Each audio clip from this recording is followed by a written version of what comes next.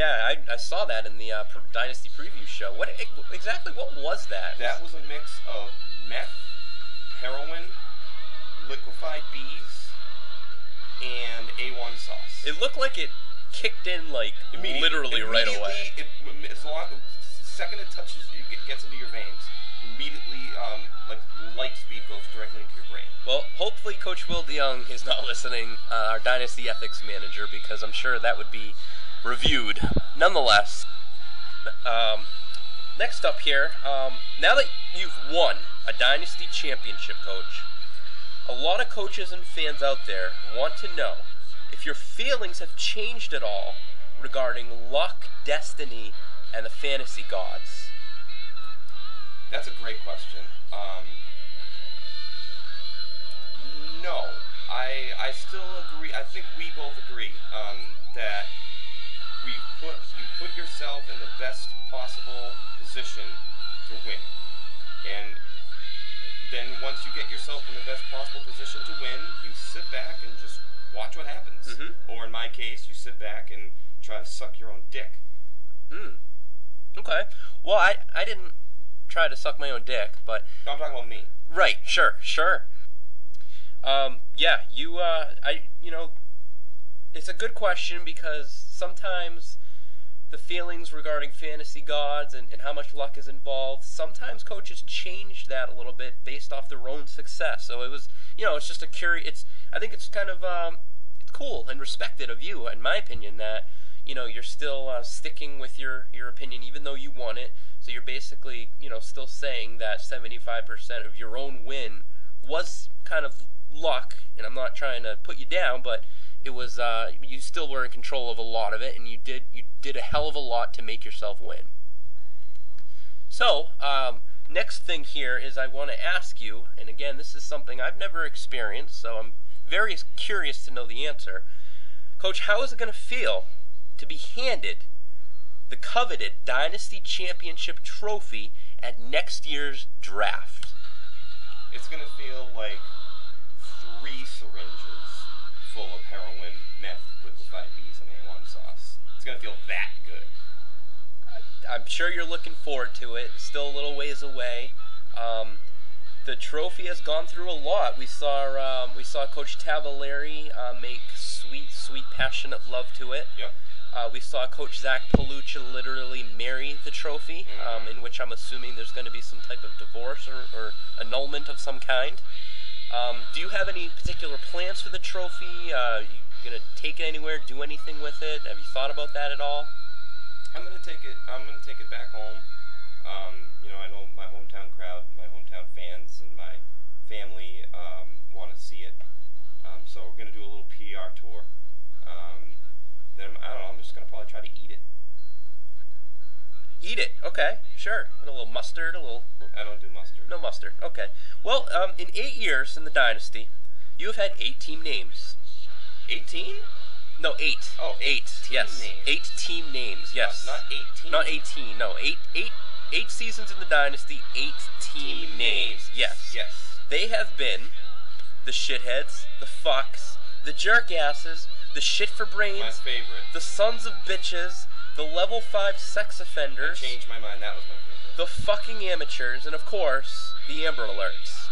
Now that you've won the title, will you keep the Amber Alert name for next year? Well, I am a man of my word, and yes, absolutely. The Amber Alert stays. I hope you're all fucking ready and comfortable with it, because it's staying until if I lose next season, which probably is going to happen, then I'll find a new ridiculously offensive name. But yeah, the Amber Alerts are still there, and your kids still aren't safe. Dante Culpepper, Tiki Barber, Larry Johnson, Randy Moss, Aaron Rodgers, Jabbar Gaffney, and Michael Bush. Coach, these are all former Dynasty Bowl MVPs. Without further ado, go ahead and feel free to announce to everybody who you are going to name as your MVP for Dynasty Bowl 8.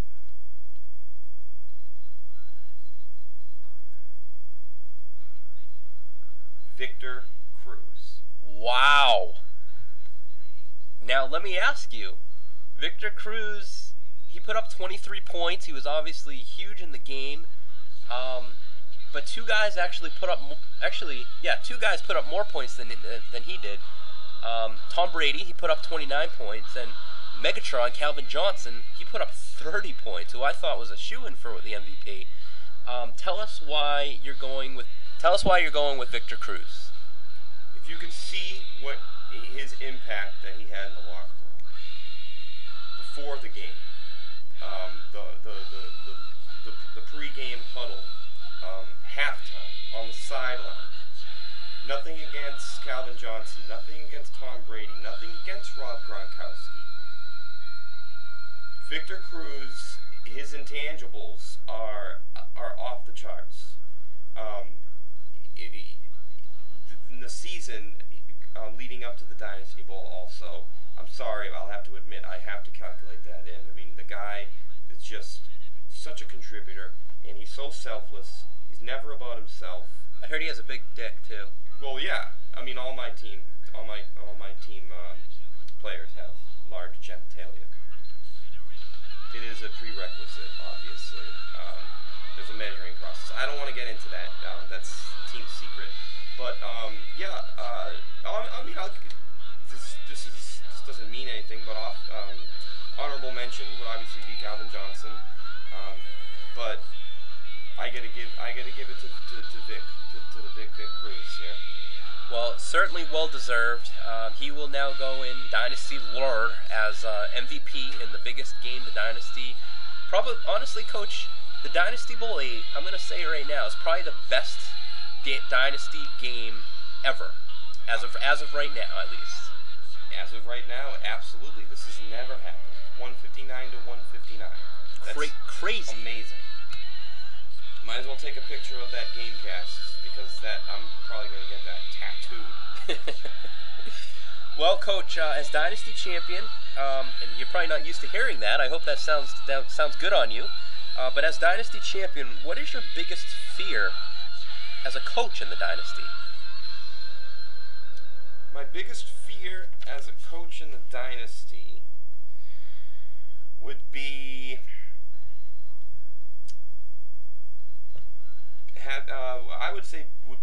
becoming as awful of a manager as Matt Whiffen.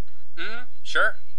That's probably the last thing I ever want to happen in my fantasy career. It's the worst thing I can picture happening is being a fantasy football manager in the likes of him.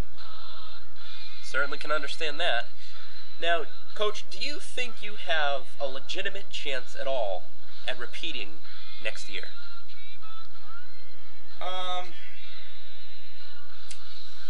I'm going to have to go ahead and say no. How come, Coach? How come? Because I don't have a second, third, fourth, and fifth round pick. I also don't have a seventh, and... We probably should have just said what you do have. I have a sixth. There it is. Pretty cool. There it is. When you think about it, a sixth round pick. If I'm telling you right, I'm telling the league right now. Rob Gronkowski's available, sixth round. Fucking taking him, first overall pick. Well, I'd be shocked if he's still there, but you never know. Well, then I'll take Aaron Hernandez. Okay. Now he might be there. We'll see. He'll be the next top target for Brady next year. Yeah, because you do have TFB. I'm assuming still keep him. I'm assuming you're going to keep him. A lot of shit may happen from now until the time you need to make that announcement. But however, I just want to say he is available. I would take a draft pick for TFB or Calvin Johnson if anyone wants him. Okay. All right. Well, we're going to go ahead and we're going to stop the champion emblem here. Because we're gonna kind of break away a little bit from the type of interview that we were just going on, because we actually have some unfortunate breaking major news which affects us all. Coach, I hope you don't mind taking a little bit of time away from your championship interview. Sure, I'm a little nervous, but sure. Yeah, no, I don't blame you. The news is actually quite disturbing. I actually received an email from Coach Glenn Stacy of the Heritage Park Hunters earlier today. We're recording this here on Tuesday, January the 3rd, is it?